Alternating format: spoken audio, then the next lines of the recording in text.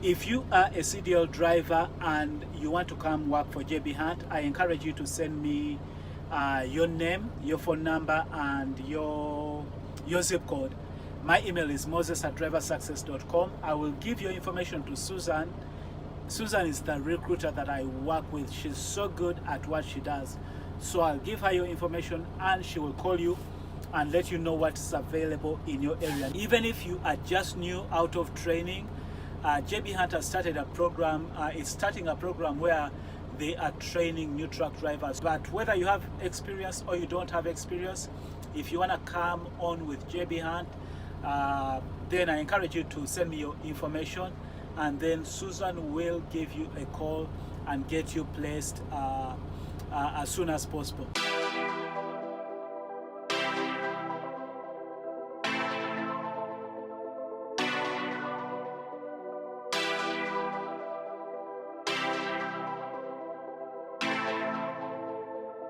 We used to be able to come here and get our trucks washed by ourselves if we wanted to, but now look, dirty water, that doesn't work because there's nothing on here.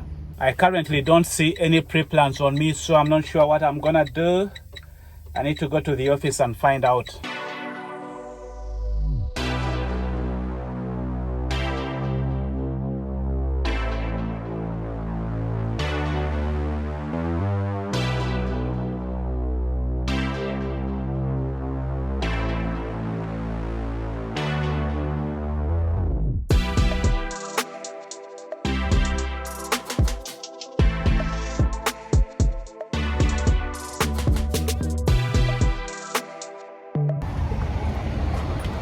I have a cross town from here going to Wiley, and I have a pickup out of KCS going to Dallas, and that is a reefer pickup.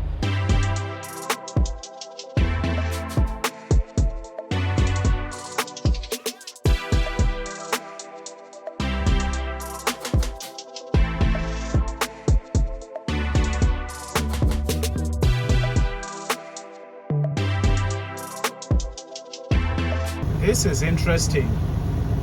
I've never seen a line here at KCS. Every time I come here, it's just smooth sailing through. For the first time I find a line, and that's because I think the middle line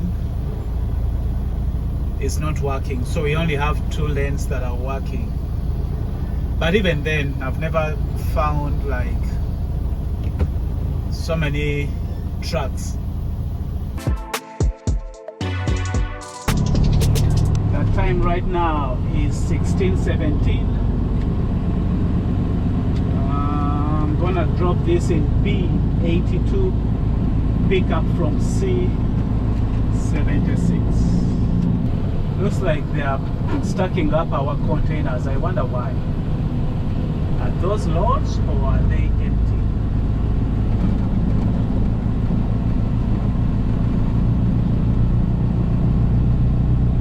Probably stacking up empties.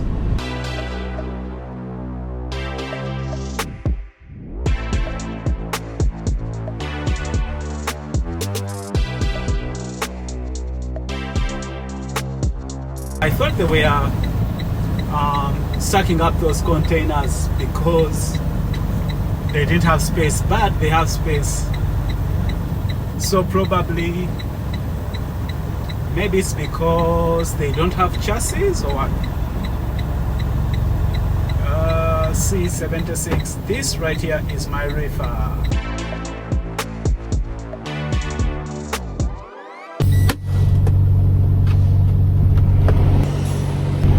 So everything looks good, but I only have half a tank of fuel in the reefer, which means I need to pass by Flying J and top it up. But right now I need to do my reefer briefing and then I'll get out of here. Looks like all the lanes are occupied.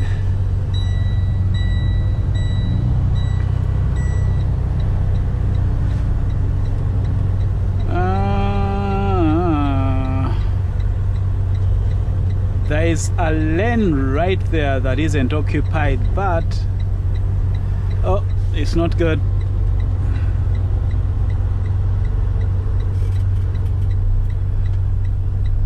Where is this guy? I'm done here.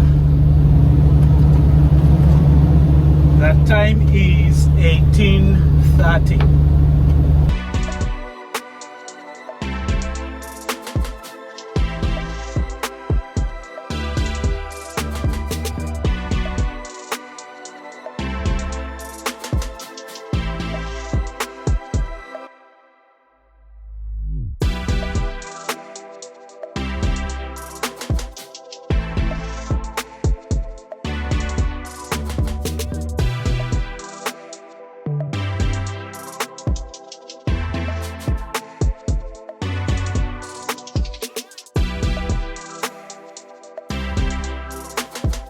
When I stopped by the truck stop at Flying J, I had a lady stop me and she was asking me because she looks at our trucks and she sees some of them have intermodal, others have dedicated, others have final miles. So she wanted to know what the difference is in those three things. And I thought it was a good question, so I wanted to answer it here, just in case there's somebody else that has seen our trucks and is wondering what's the difference between intermodal, dedicated, and final mile.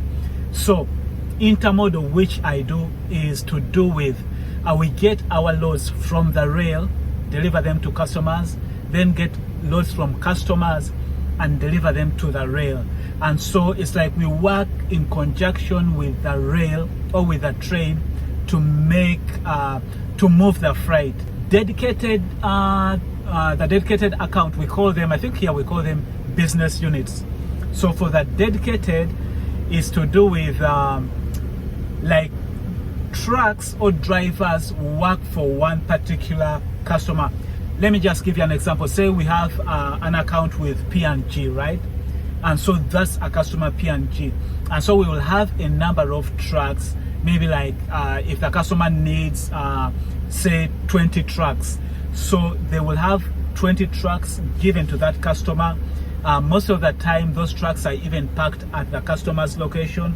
And so when drivers show up, they go to the customer's location and they pick up the loads from there and then deliver them wherever the customer wants them delivered. So those customers and those trucks are dedicated to that one particular customer. For the final mile,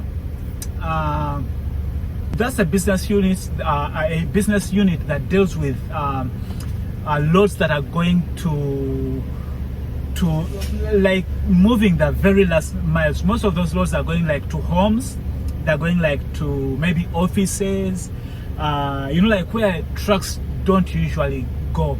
And so those are the final miles. And most of that, that's why you see with them they even have Class B or the smaller trucks, because they are going to locations where they you don't usually have these big trucks going, and maybe they don't have a lot of freight. And so with the final miles, there's also, it's mostly touch freight, because they deliver things like maybe mattresses, appliances, furniture. And so they don't have a lot, like their loads are not usually like a truckload. But I must say they do also have Class A loads. In other words, for example, it may be a construction service, right? Where you have a Class A or a big truck delivering to a construction location, but it's considered as final mile. But that's why you see, like with them, they attach freight, and they also have like Class B trucks. They are delivering like the final mile. So I don't know if that explains those three units: intermodal, dedicated, and final mile. I'm done here. I'm gonna head to the yard, take my lunch break. I have a pickup from the rail that goes to Roanoke. Actually, not Roanoke. Where is it going? North, is it North Lake or something? Close by Roanoke anyway.